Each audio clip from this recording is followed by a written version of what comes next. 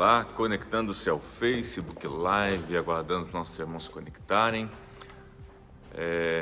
Você que está chegando aí, nosso muito bom dia. Hoje, terça-feira, dia 16 de novembro de 2021. Estamos aqui na igreja já, vamos ter um café da manhã agora com pastores, vamos fazer um pastoreio de pastores.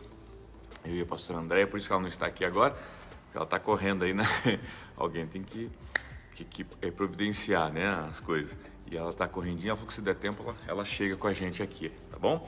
Mas vamos lá então, vamos dar sequência ao livro de 2 Coríntios, capítulo 1. Lemos ontem 1 Coríntios, lembrando que a cidade de Corinto, né, foi um desafio, né? Corinto, que era a capital, né, da Caia, é um desafio para Paulo, porque dizem que foi uma das igrejas que Paulo mais amou, porque foi uma que deu mais trabalho, né, que mais perseguiu, que mais, enfim, criou realmente problemas, né? E a primeira carta ao Coríntios, então, ele tem que enviar várias recomendações acerca de várias situações que se levantaram na igreja de Corinto. E agora, então, nós vamos ver que na segunda carta, né, Paulo, ele está escrevendo, e a gente vai observar que ele começa a falar muito dele, porque é um momento onde ele está sendo atacado, né, e o seu apostolado está sendo colocado em xeque. Então vamos lá, então, acompanhe com a gente. 2 Coríntios, capítulo 1, né, diz assim: Paulo, apóstolo de Cristo Jesus, pela vontade de Deus, e o irmão Timóteo, os dois, Timóteo e Paulo, estão escrevendo à igreja de Deus que está em Corinto. Às vezes dá uma paradinha na transmissão, mas é a internet que dá uma segurada, tá? Então, versos 3: Bendito seja o Deus e Pai do nosso Senhor Jesus Cristo, Pai das misericórdias e Deus de toda consolação. Observe que agora vai grifando a palavra-chave aí que vai vir no texto agora, que é consolação, ok? Que nos consola, de novo, em todas as nossas tribulações, para que com a consolação que recebemos de Deus possamos consolar os que estão passando por tribulações. Tá? Observe que é um ciclo. Deus nos consola nas nossas tribulações para que a gente possa consolar. E aqui traz o quê? Traz um ensinamento que é o quê? Está dizendo assim, não existe esse negócio assim que a pessoa, a pessoa está em Cristo, não passa problema, não tem tribulação, isso não existe, tá? Mas o que existe é o seguinte: todos passam por tribulações, todos vão passar por problemas, até porque os problemas são pedagógicos, eles nos ensinam, tá? Agora, há aqueles que passam sendo consolados e aqueles que passam sem ser consolados. Então é essa a ideia, ok? Ou seja, sozinhos, tá?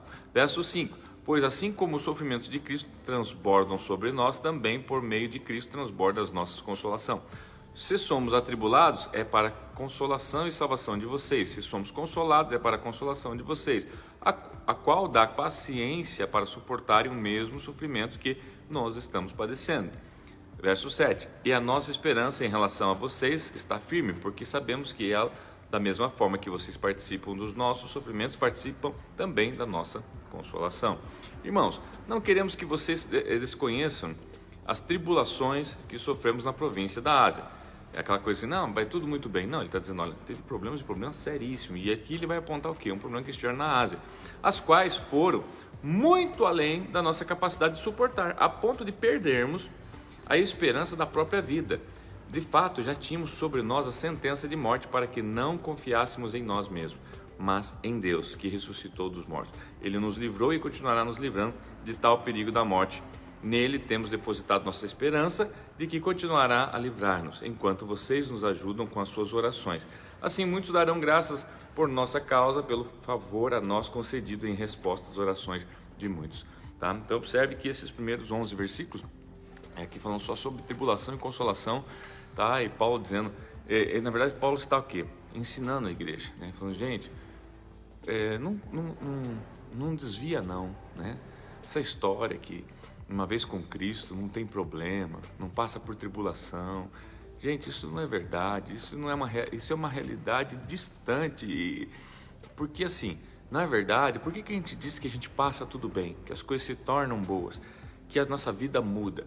Porque nós aprendemos a passar por tudo que todo mundo passa, mas de uma maneira diferente, consolada, de uma maneira apoiada, de uma maneira cheia de esperança, de uma maneira onde nós cremos, quando não tem saída, cremos que tem. E ele cita aqui a questão da Ásia, ele falou assim, passamos por uma coisa que nós jamais imaginávamos que nós iríamos suportar. Na verdade, assim, nós não podíamos suportar, ele fala, tá? Achamos sim que estamos destinados à morte. Quer dizer, foi algo que eles passam ali, mais especificamente em Éfeso. Ele cita até em outros livros, em Atos dos Apóstolos também, mas enfim, fala que ele lutou com feras. A gente não sabe se necessariamente é feras mesmo, ou se ele estava tentando falar uma linguagem, né, demonstrando a gravicidade de tudo que eles passaram. Mas ele está dizendo assim, a ponto de nós perdermos a esperança, né? Mas fomos consolados, ou seja, então olha só que bacana, ele está falando para os coríntios, gente, então isso sim é uma vida cristã e dependência do Senhor, onde é aquela que nós superamos, né? E não somos superados, mas superamos todas as tribulações, as provações, isso porque somos consolados por Deus, por seu Espírito, né? E temos por nós, né, o ganho de ser de Cristo e estar com Cristo.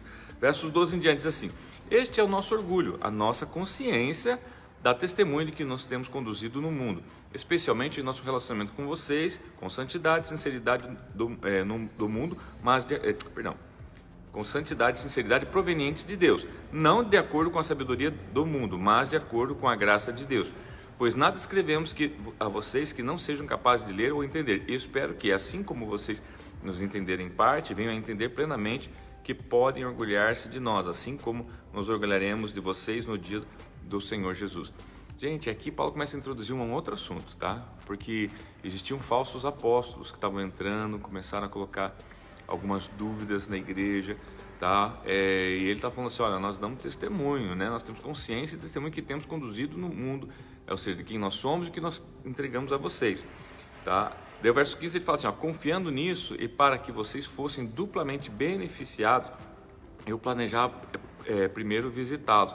Lembra lá em Coríntios, a primeira coisa que ele fala, olha, eu pretendo ir com vocês, né, passar o inverno com vocês, tá? Então ele está dizendo aqui, ele está justificando o fato de não ter acontecido isso. Em minha ida à Macedônia, e voltar a vocês vindo de lá para que me ajudassem em minha viagem para a Judéia. Quando planejei isso, será que o fiz levianamente? Porque ele estava sendo questionado, tipo assim, você falou que vinha e não veio. Então aqui ele está falando assim, gente, vocês acham que eu ia falar isso de bobeira, né? Eu ia falar isso levianamente? Ou será que faço meus planos de modo mundano, dizendo ao mesmo tempo sim e não? Vou, talvez, não. Não, ele está dizendo assim, minha palavra é sim, sim, não, não. Né?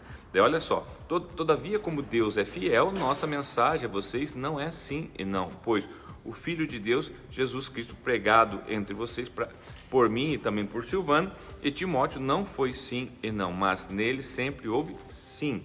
Pois quantas forem as promessas feitas por Deus, tantas tem em Cristo sim, por isso, por meio dele, o amém, e pronunciado por nós para a glória de Deus. Versos 21, ora, é Deus que faz que nós e vocês permaneçamos firmes em Cristo. Ele nos ungiu, nos selou com sua propriedade e pôs o seu Espírito em nossos corações como garantia do que está por vir. Invoco a Deus como testemunho de que foi a fim de poupá-los que não voltei a Coríntio.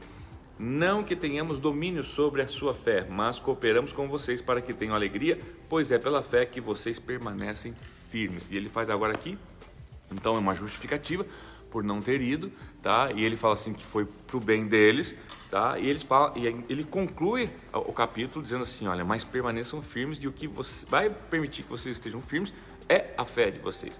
Então, gente, eu quero levar a consciência de cada um aqui que o texto está começando a retratar um cenário, ok? Qual o cenário que estava acontecendo lá em Coríntios, então, agora nessa segunda carta, tá? Estavam entrando falsos apóstolos, falsos mestres, falsos profetas, e começando a questionar, inclusive, questionar a autoridade de Paulo, questionar o seu apostolado, os seus ensinos, tá? E o povo, gente, né? É uma benção, né? Eles começam, então, a dar ouvidos. Você vai verificar nos próximos capítulos que Paulo, inclusive, chama a atenção. Fala, gente, pera lá, quem começou a sua obra aí fui eu. Eu estabeleci igreja em Corinto. Sabe assim, é como se você formou uma família. E daí vem outro pai e outra mãe dizer, né, que conhece mais a sua família que você e querendo educar a sua família no teu lugar. Quem constituiu essa família? Foi vocês que Paulo está falando. Vocês, para mim, são família. Eu constituí as igrejas aí, eu tenho cuidado de vocês, eu que estou preocupando, eu nunca fui peso para vocês. Eu não preciso de carta de recomendação. Tudo que existe foi colocado por mim, né? Quer dizer, Agora vocês vêm dizer que precisa de carta de recomendação, porque alguns começaram a vir com carta de recomendação, como se a minha recomendação viesse de homens. Não, minha recomendação vem de Deus, minha recomendação vem do Senhor, né? É Ele que testifica e aprova o nosso apostolado. Gente, então vai ser muito legal. Eu convido você a estar conosco então nos demais dias, né? E que você possa estar acompanhando, tá? Porque você vai ver que Corinto realmente foi um grande desafio para Paulo, e ele então esteve ali doutrinando essa igreja, tá? E ao final, né, da carta você vê, tá, que realmente ele estava ameaçado ser cortado praticamente, né? Porque as pessoas começam a criticar ele que tanto ama. Mas enfim, continue com a gente então nos próximos capítulos. Eu espero você amanhã. Um grande abraço a todos vocês. Dão obrigado por hoje, carinho e respeito. Beijo no coração, lembrando do abraço da pastora Andréia também, tá? E nós se vemos às 15 horas e depois 22 horas. Um beijo no coração, fiquem com Deus.